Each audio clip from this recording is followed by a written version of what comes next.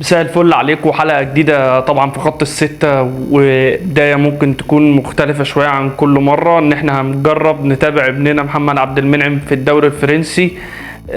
حاجة كده لسه في البداية، اتمنى تنال اعجابكم. هبدأ لكم في البداية بفكرة بيعملها المدرب بتاع نيس. بيعمل حاجة هي مختلفة خالص عن الواقع، ان هو بيطلع واحد من الاتنين المساكين يقابل المهاجم التاني بتاع الفريق المنافس.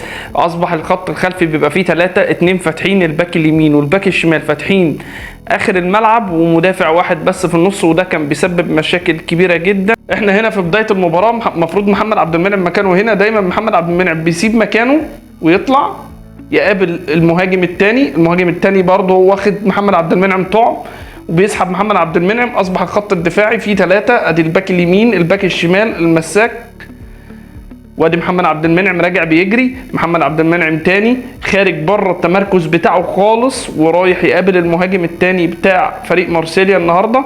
نفس الموضوع، بص محمد عبد المنعم هيوصل لحد فين. فانت كده دخلت محمد عبد المنعم في دايره مش دايرته، وفي منطقه مش منطقته، ممكن ما يكونش بيجيدها. محمد عبد المنعم بيجيد ان هو يتمركز في المكان الصح ويبقى سابق المهاجم بخطوه، مش يجري ورا المهاجم.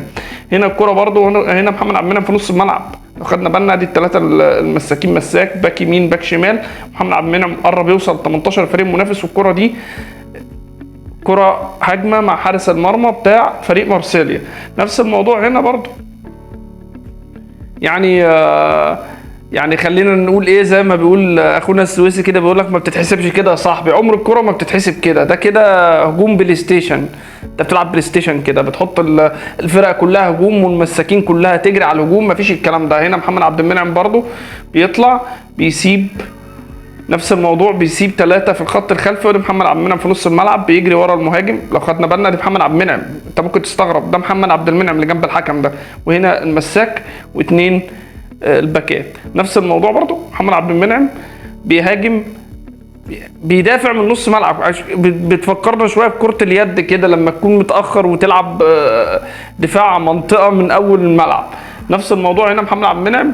بص خلي بالك محمد عبد المنعم برضه الكره دي اتكررت كتير. انا كل ده في الشوط الاول، انا مش هجيب لك حاجه من الشوط الثاني، بس هقول لك ان الكلام ده دي حاجه كده مجازه، ده مش تكتيك كوره، ده عمره ما كان كوره. الكوره بتقول ان انت لازم تدافع كويس عشان تقدر تهاجم كويس، لكن حته ان انت بتقول ان انا تعاقدت مع محمد عبد المنعم عن طريق الفيديوهات كلها بتقول ان محمد عبد المنعم راجل بقاله سنه او سنه ونص بيلعب مساك ناحيه الشمال، وبيلعب دايما متمركز مستني المهاجم ومستني الكوره، فبيقدر ياخد خطوه سابق فيها المهاجم او الكوره. لكن انت كده بتخلي محمد عبد المنعم يجري ورا الكوره، وهو مش روبرتو كارلوس.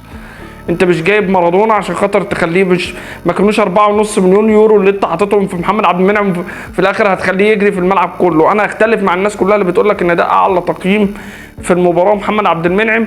محمد عبد المنعم المدرب النهارده طلع اسوأ ما فيه في الختام. اتمنى التوفيق لمحمد عبد المنعم، واتمنى الحلقه تعجبكم.